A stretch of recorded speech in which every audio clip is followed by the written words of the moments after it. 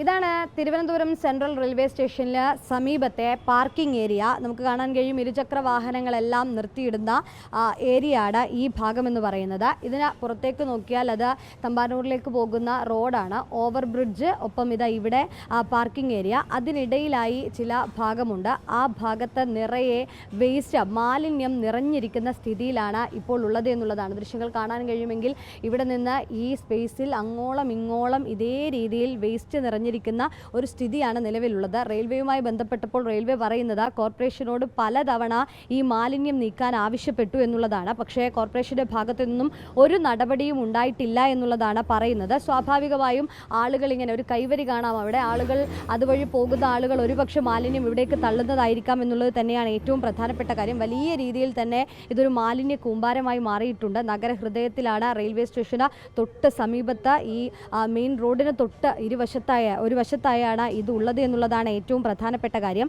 അതുകൊണ്ട് തന്നെ ഈ വേസ്റ്റ് മാറ്റണമെന്നുള്ളൊരു ആവശ്യം നിരവധി തവണ പറഞ്ഞതാണ്. നമുക്കറിയാം, കഴിഞ്ഞ തവണ ഈ വേസ്റ്റിൻ്റെ പേരിലടക്കം, മാലിന്യ പ്രശ്നം ദൂരീകരിക്കാത്തതിൻ്റെ പേരിലടക്കം മന്ത്രി വി ശിവൻകുട്ടി തന്നെ കോർപ്പറേഷനെതിരെ പറയുന്നതും കോർപ്പറേഷൻ മന്ത്രി വി ശിവൻകുട്ടിക്കെതിരെ പറഞ്ഞതുമൊക്കെ നമ്മൾ കണ്ടതാണ്. കൃത്യമായി മാലിന്യ സംസ്കരണം നടക്കുന്നില്ല, അല്ലെങ്കിൽ ഈ മാലിന്യം മാറ്റാൻ കോർപ്പറേഷന് കഴിയുന്നില്ല എന്നതടക്കമുള്ള ആക്ഷേപം ഒരു ഭാഗത്ത് ശക്തമാകുന്നതിനിടയിലാണ് വീണ്ടും ഇതാ റെയിൽവേ സ്റ്റേഷൻ്റെ പരിസരത്തെ ഈ മാലിന്യം കൂടി ചർച്ചയാകുന്നത് എന്നുള്ളതാണ് പ്രധാനപ്പെട്ട കാര്യം.